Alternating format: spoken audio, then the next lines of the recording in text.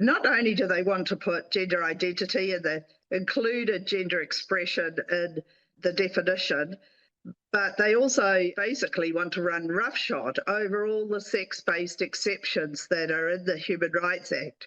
And the funny thing is, while they can define gender identity and innate variations of sex characteristics, they are unable to define sex. In fact, there's a whole section of their executive summary, which is the only thing I've got into so far, because the document is nearly 500 pages long, twice as long as the original, which we thought was long enough.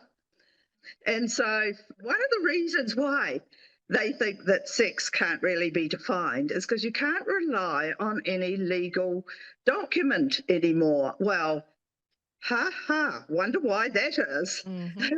Your birth certificate is no longer a reliable source of your sex assigned at birth. So that all the way through, they use sex assigned at birth, even though we all know as mothers that nowadays, you know, from at least 20 weeks, you could have scans that show whether the baby has male genitalia, which would indicate it's probably going to be a boy. And actually, you could do blood tests that if there's a Y chromosome in the mum's blood, you know that that's a baby boy. So it's not assigned at birth, and all the midwives do not suddenly have a quota. Oh, we must make this one a boy and that one a girl. It's just such bullshit, and it's all the way through the document.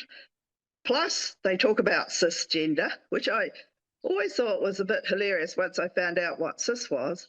So what they're doing is they reject binary sex, but they have created a new binary. Women can be either cis, i.e. identify that the fact that they are women, or they could be trans, in which case they're men. So they created this new binary and made us a subset of ourselves as women. And the funny thing is, not funny, where they mention biological sex, it's in quote marks.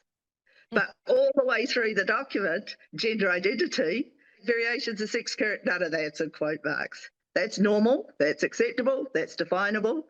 Sex is not.